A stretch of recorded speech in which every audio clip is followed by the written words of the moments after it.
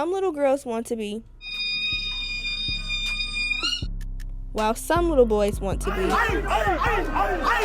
or some might want to be a part of the other organizations of the Divine Nine. The Divine Nine is a group of 9 historically Black Greek letter organizations that have been around since 1906. Hi, my name is Harmonee Anderson, and I'm producing a podcast on the D9 who work and teach right here at Percy L. Julian High School. Whether you see them strolling, that you had this for with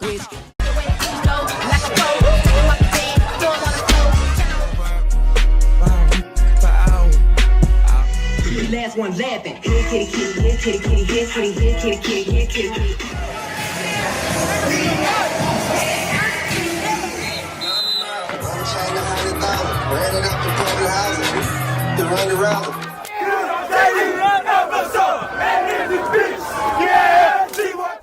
Yeah, we know game. Yeah, I'ma teach you how to score. Active in the community, or doing fundraisers, the Divine Nine are always willing to give back. If you're interested in learning more about the D9, tune in on my podcast, Stepping In with the D9, where you can learn all the tips and tricks for your D9 journey. You can watch my podcast at www.pljulianhs.net.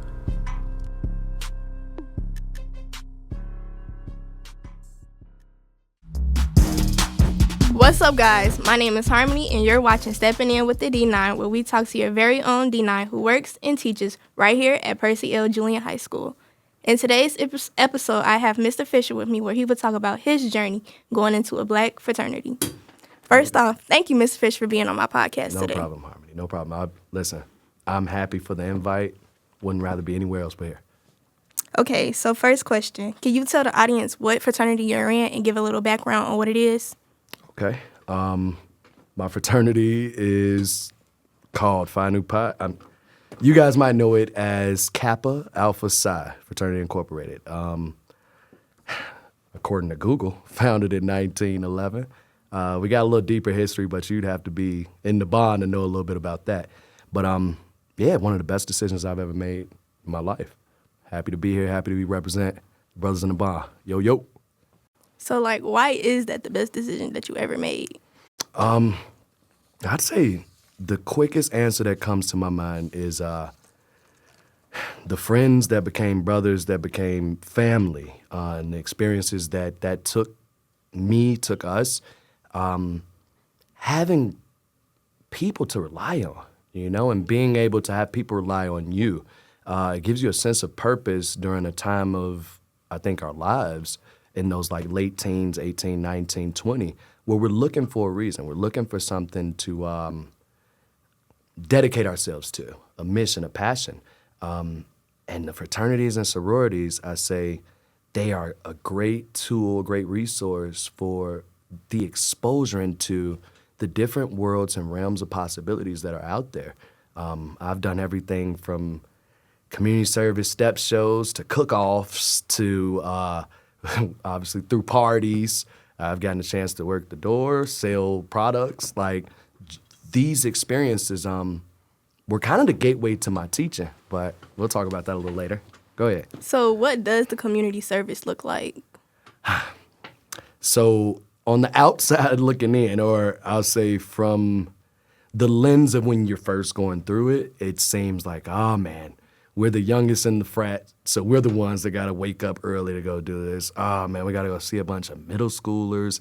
It'll look like that at first, and then you get there, and you see the happiness on the kids' faces, whether it's because they don't have to do math class that day, or it's because they see a bunch of cool people that look like them. But I think that's when it's almost like showtime, the lights are on, and you see what it's all about. You see not only is it about you, but there's a history behind this stuff. You're not the first to make people smile, be the first introduction to college for some people. So it's almost like it's an honor to wear the cape. It's like it's your turn to be Spider-Man and carry on what, at this point, over 100 years, your organization has started. So yeah, the community service, one of the best parts.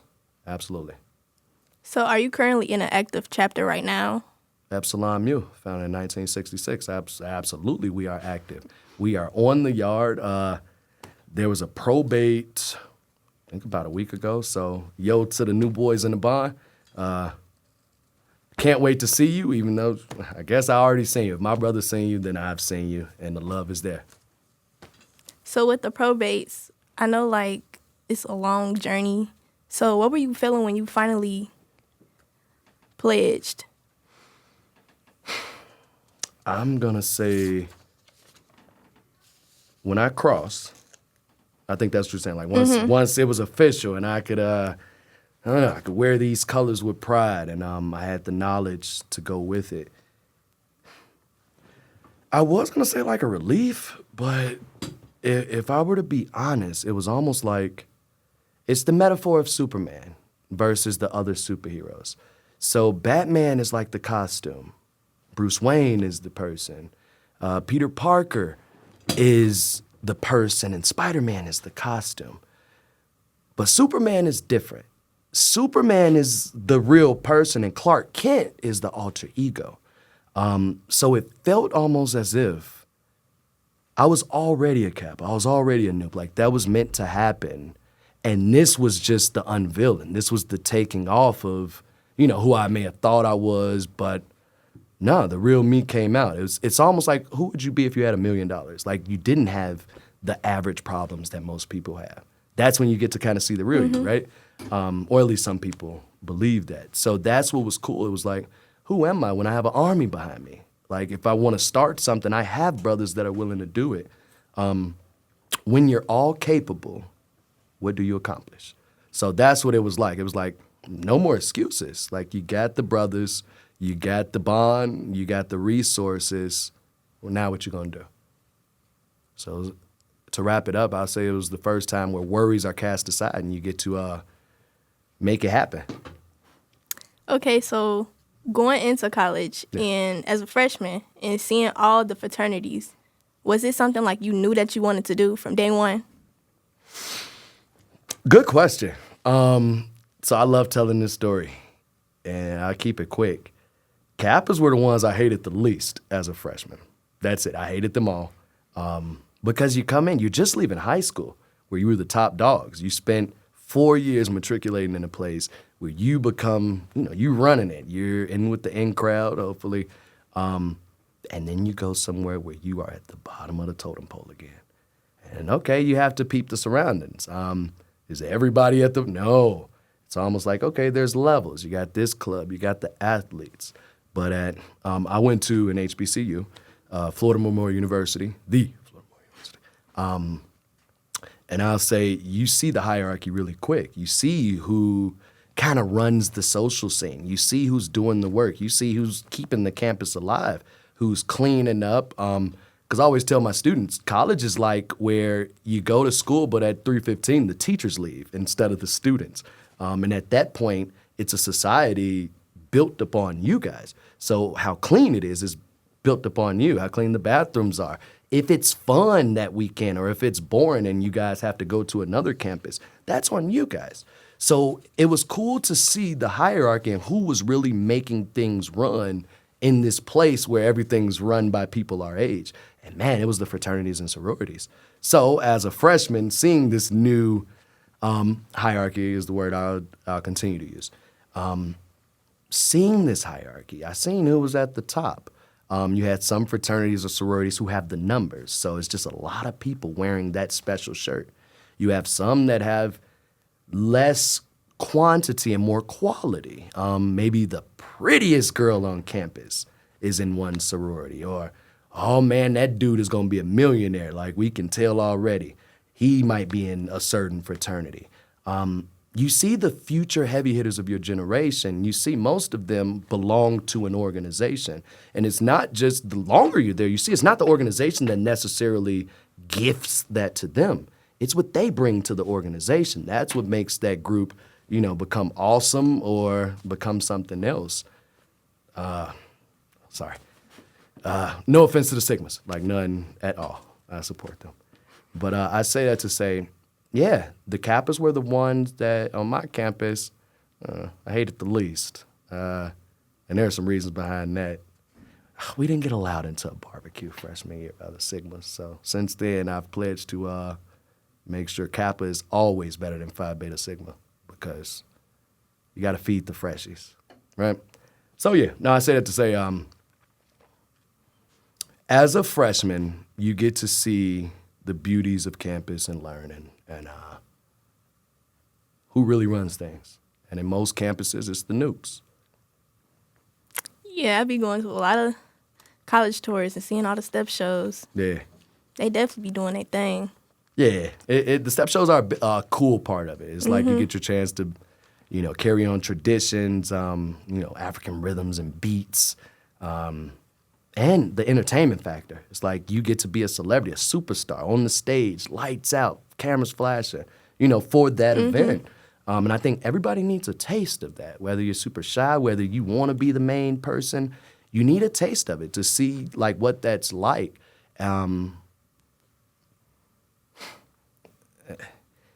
Yeah, some of those experiences almost bring tears to my eyes because of, like, how dope they were. And, like, to see and to know that I dedicate every single day just to, like, kind of not convince you guys, but get you guys to understand that you're fully capable. Like, you guys are next up for this stuff. And I'm excited just watching the seeds planted. And then by graduation, we see, like, we see the Alabama A&M hoodies going.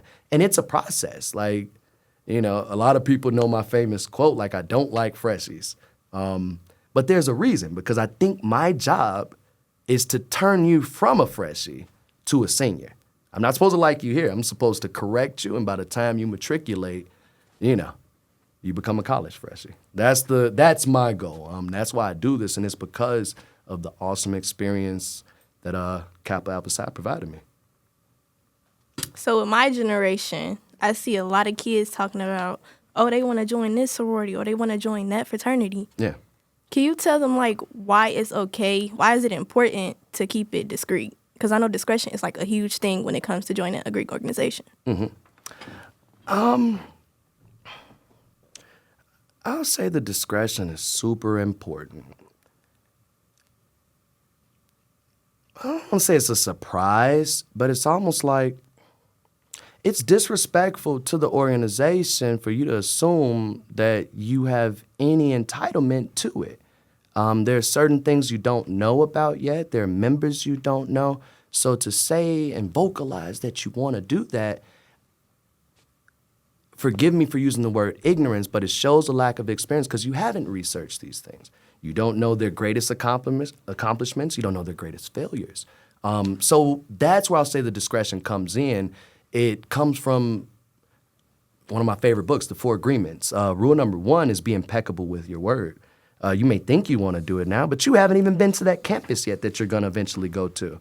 The people you get into it with orientation week, you may have a disagreement over dorm assignments, may end up being, we'll say, one sorority. And now by week 2, that's the last sorority that you would ever choose to do. So I say that to say, you don't want to throw out claims or plant a flag on something that you're not fully sure about yet. Because then think about it like this. By week 4, you may fall in love with a different sorority. Your best friends on campus turns out they're in that sorority. You like the colors, you see their sorority house, and you're like, man, I could see myself there. Your aunt ends up. So it's like, what if they found out that you were everywhere saying that you wanted to be in this, and now you're in this other thing? I don't know. I don't know. Loyalty to me isn't something that should just be thrown around and like flag posted. It's like when you say something, when you declare something, you should mean it. And, as high schoolers, it's a little early, but that's the beauty of high school. It's a protected environment. Like, if you do say you're into these things, I love it. It shows that you were exposed to it. That's the early steps. But by freshman year, by orientation, culturally, it's generally passed down like, all right, don't tell anybody that too loud. And that's generally what they'll tell you early because there's a beauty in secrecy. Everybody should know what you have going on, what your next moves are, what parties you have planned, who the newest members might be. So it's like, no spoilers. That's what I'll say. You don't want to spoil what could be the greatest event ever when people finally see who the newest initiates are. So that's my favorite thing about the discretion. The surprise. I believe in Christmas still, so there's that. Yeah, I definitely had a moment where it was just like I said I wanted to be a part of a specific sorority because of what I seen. Because my sister, she pledged, and I seen the probate, and it was just like, oh yeah, I want to do this. But now, like as I'm grown up, and I've seen other sororities, I don't think Never know. Give them a chance. The same way they had a chance to show and prove to you the first time. Like, trust me, they're doing even bigger and doper things behind the scenes. And that's all of them. So give them all a chance till you get to campus. And when that time comes where they have an interest meeting, you'll know which one you want to go to. You'll know for sure. So just give it, like I say all the time, don't let current you make decisions for future you. Because it'd be crazy if freshman Harmonee was making decisions for senior Harmonee. Whether it was like, I think I want a tattoo on my face because me and my homie go to different schools now. Yeah, let senior Harmonee make that decision. Freshman Harmonee shouldn't. So I say that, it's the same way when it comes to college and these choices, even majors. Get there. Check the program out. Walk around the science building. Go to the math. Go to the business. Go to the law building. Before you make certain declarations of like, oh, this is what I'm going to be doing for the rest of my life. You're not forced to rush into any of these things. Make your next move your best move. But to do better, you have to first know better. And there is no knowledge that isn't power. So do the research. Put the legwork in with anything. If it's worth, like I always say, if it's worth tatting on you, it's worth think about it. Think about the pros and cons. But yeah, give them a chance, whoever it is. Can't know that yet. Of course. But with the interest meetings, so they have all their different tables. Would you go to all the tables or the specific one that you would want to be a part of? Okay, so there's a difference. Sometimes you have events where all of the D9 are there. So you have everybody from the Kappas to the Qs. And on the ladies' end, you got the Zetas, you got the Sigma Gamma Rhos, you got Delta Sigma Theta, you got Alpha Kappa Alpha. There will be some events that have them all there. Check them all out, especially if you're a freshman. But the real interest meetings, they'll have a flyer up around campus. They'll tell you arrive discreetly, so don't let everybody see you coming. They'll have a time. They'll have what you're supposed to wear and what you're supposed to bring to get that information. That's different. That's almost like the declaration of interest. It's one thing when they're just giving you information. I like to call those like informationals. You know what I mean? Like where you'll have them all there. They got pamphlets. They tell you what they do in the community. It might, show you some of their step routines. But the interest meetings are different. That's when you know who you're interested in. And now it's almost like this is the interview time. You go with all the other potential people that are interested. And you get the information. They tell you what's up and what you need to do. That's different. So it's two different things. At the group event, yeah, visit them all. When it comes to the actual interest meetings, I firmly recommend, you can put it on camera. That one, that's my hot camera.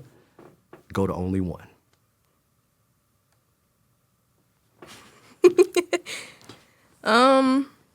What advice would you give to those who would want to join a fraternity or even your fraternity? I'd say my number one advice is probably the advice I've been telling them forever. Be strong. Be strong. Fellas, we are not here to play, dream, or drift. We got hard work to do and heavy loads to lift. Shun not the struggle, for the struggle is God's gift. Be strong, be strong. Best information I've ever received, and that's what I'd like to pass on to future generations. Be strong. Be strong. Hey, I just want to say this has been a great interview. I love the Harmonee podcast. Like, let's give it a hand for you guys. Yeah. Well, thank you, Mr. Fisher, for being here with me today. And thank you guys for tuning in. My name is Harmonee, and see you guys on the next episode.